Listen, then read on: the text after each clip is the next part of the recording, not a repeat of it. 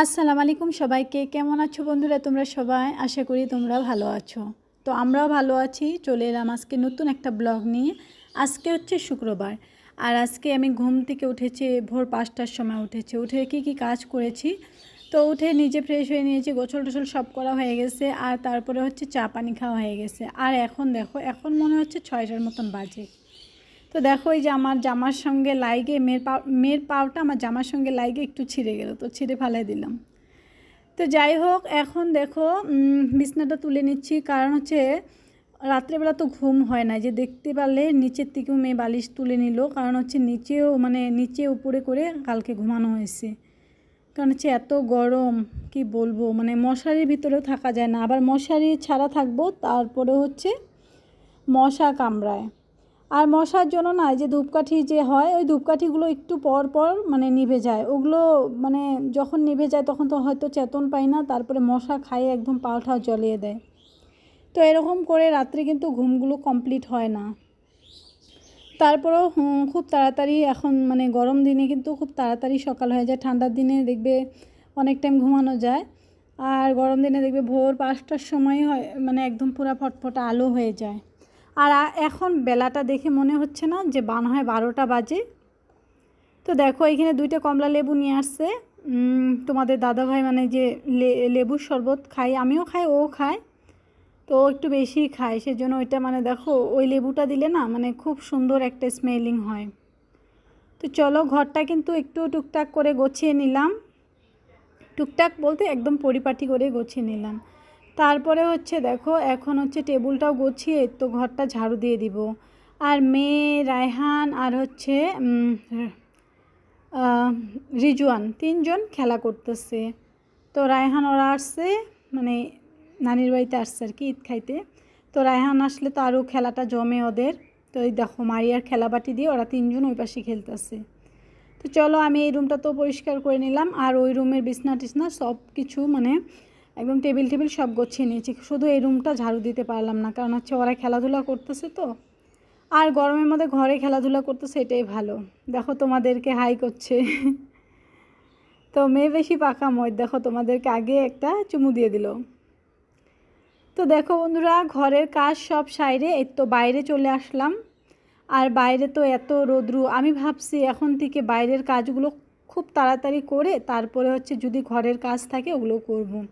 তো এই গরম দিনে না খুব ভোরে ঘুম থেকে উঠে সমস্ত কাজগুলো যদি 10টার মধ্যে সব করে নিই, তারপরে কিন্তু একটু আরাম পাওয়া যায়। হ্যাঁ, 10টার মধ্যেও কিন্তু রোদ্রু থাকে, কিন্তু 11টা 12টার সময় যে রোদ্রুটা থাকে শরীরের একদম 12টা বাজিয়ে দেয় আর কি কাজ করতে। তো ওই সময়ে যদি আমরা ঘরের কাজগুলো ধরেন ঘরে বসে কিছু কাজ থাকে, ওগুলো কাজ করলে কিন্তু এতটা হয়রান হই না। আর সেই জন্য এখন থেকে একদম ভাবছি যে ঘুম থেকে উঠে আগে বাইরের কাজ কাপড় ধোয়া, বাসন ধোয়া, ঘর মোছা। অ্যাকচুয়ালি ঘরটা মুছেই তো তারপরে গোসল টোসল করলে ভালো হয়। তো এই কাজগুলো সব করে তারপরে কিন্তু ঘরে যদি থাকি আরাম ঠারাম করবো আর টুকটাক কাজ করব। আর দেখো এই যে ওলকচুর গাছটা যে এখানে বুনছি না, 2-3 দিনে পাতাটা একদম ছড়িয়ে গেল। আর তারপরও ওই নিচ দিয়ে অনেকগুলো পোয়া বার হয়েছে। আর আমি না মানকচুর চারা পাইতেছি না আর কি। আমাদের পাশের বাড়িতে আসছে, আমি দেখছি, কিন্তু যাইয়ে উঠাইতে লাগবে আর কি। আর যেই জায়গাটায় আছে ওই জায়গাটা একদম অনেক জঙ্গল, আর এই গরমের মধ্যে না জঙ্গলে যাইতে ভয় লেগে যায়। এই জন্য তোমাদের দাদাভাইকে সাথে করে নিয়ে যাব, নিয়ে যেয়ে একটা মানকচুর চারা নিয়ে আসবো। তারপরে আজকে আমি আমার ডাটা খ্যাটটাকে একদম ভালো করে পরিষ্কার করে ফেলবো, কারণ হচ্ছে এগুলো তো ডাটা এখন হয়ে গেছে। আর এখন হচ্ছে এগুলো থাইকে শুধু জঙ্গল বা মাটির সারটাকে নষ্ট করতেছে। তো সেটা ভেবে আজকে ভাবলাম যতগুলো ডাটা আছে সব তুলে নেব, যেগুলো খাওয়া যায় খাবো, আর যেগুলো খাওয়া না যায় ওগুলো সব এমনি ফেলে দেবো। তারপরে ওটা ফেলে দেওয়া হলে তারপরে কিন্তু এই মাটিটা আবার চাষ করে আমি কিছু বুনতে পারবো। আর এখানে না আমি একটু একটু অল্প পর পর জায়গায় জায়গায় হলদি আর আদা লাগিয়ে দিছি। তো আলহামদুলিল্লাহ হলদি আর আদাগুলো না গাছগুলো বেরোইছে। তো এক সময় দেখাবো নি, আজকে তো আর দেখাইতে পারিনি, দেখাইনি আর কি, ক্যামেরাতে উঠাইনি। তো সেই জন্য দেখো এই যে ডাটাগুলোর সাথে একদম এই যে মিষ্টি কুমড়ো গাছগুলো লাইগে লাইগে ধরে আছে। তো যাই হোক, ওই ডাটা ক্ষেতটা পরিষ্কার করতে একদম পুরা হয়রান হয়ে গেছিলাম, আর অনেকটা সময় লাগছিল কিন্তু আমার ছাপা করতে। তো চলো বন্ধুরা, এই দেখো এখন গাছে পানি দিয়ে দিব, কারণ সকালবেলা আর বিকালবেলা রোজ দিন করে পানি দিচ্ছি। আর এই যে বালতি দিয়ে পানি দিয়েও মানে পুষাইতে পারতেছি না। তোমাদের দাদাভাইকে ডাক দিলাম যে মোটরটা না ঠিক করানো হয়েছে, কিন্তু পাইপটা যে খুলে রাখা হয়েছে ওই পাইপটা আমি লাগাইতে পারতেছি না। দেখি এত মানে পাইপটা লাগতেইছে না, সেই জন্য ওকে ডাকলাম, কিন্তু ও তো এখনও আসতেইছে না। তো যাই হোক, ও আসলে আজকে লাগাই নিব ওর থেকে, কালকের থেকে মোটর দিয়ে পানি দিব। মোটর দিয়ে পানি দিলে আমি একটু রেহাই পাবো, কারণ হচ্ছে অনেক পানি দিতে হয়, আর বারে বারে পানি এনে এনে দিতে আমি অনেকটাই হয়রান হয়ে যাই। তো চলো দেখো বন্ধুরা, এই যে আমার শশা গাছটার মধ্যে কি সুন্দর মানে মাশাআল্লাহ এত সুন্দর শশা ধরছে। আর অনেক শশা আসছে, খালি এই শশাটা মানে বড় হয়েছে দেখা যাইতেছে, আর ছোট ছোট না মানে জালি একদম মানে ফুল নিয়ে নিয়ে এখন অনেক শশা আসছে। তো 2-1 দিনের মধ্যে ওই শশাটা তুলে নিব। আর করলাও ধরেছে গাছে। তো চলো আজকে আর সবজি তুললাম না, ইনশাল্লাহ কালকে তুলবো ওগুলো।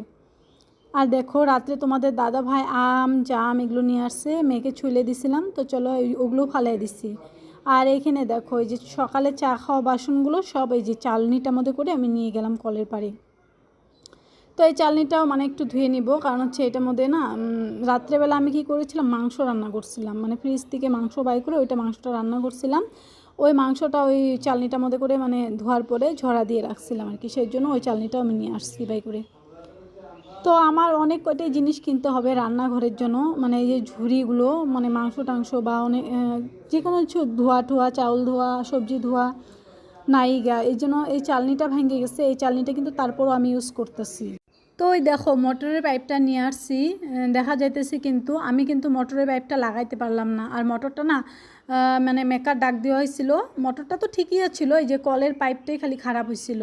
তো ওই কলের পাইপটা তোমাদের দাদাভাই মেলাবার চেষ্টা করছে, কিন্তু মানে বুঝতে পারে না যে কোন জায়গাটায় নষ্ট হয়েছে। তারপরে মিস্ত্রি আইসে ওই দিনকে খুলে ঠুলে একদম ঠিকঠাক করে দিয়ে গেছে। তো আলহামদুলিল্লাহ এখন কিন্তু মোটরে পানি আসে। তো আজকে লাগিয়ে নিলে আমার কাপড় ধোয়া, তারপরে হচ্ছে গাছে পানি দেওয়া, এই দুইটাতেই সুবিধা। আর বাকি কাজ তো এই পাইপ দিয়ে করি না, কারণ হচ্ছে একদম কাপড় চোপড় সব ভিজে যায়। তো চলো বাসনগুলো ধোয়া হয়েছে।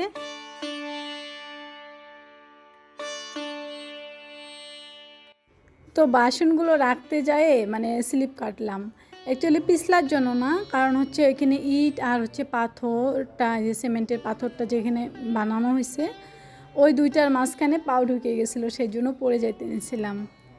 তো যাই হোক তাড়াহুড়ো করে কাজ করতেছি। তো দেখো বন্ধুরা, এই যে এখানে গোসল করা হয়েছিল, তো ওই কাপড়গুলো অমনি রেখে দিয়েছিলাম, কারণ হচ্ছে তখন অনেকটাই মানে তাড়াহুড়ো ছিলাম, মেয়েকে খাবার দেওয়া লাগছে, তারপরে তোমাদের দাদা ভাইকে চা বানিয়ে দেওয়ার জন্য খুব তাড়াহুড়ো করে কাপড়গুলো ওইভাবে রেখে আসছিলাম।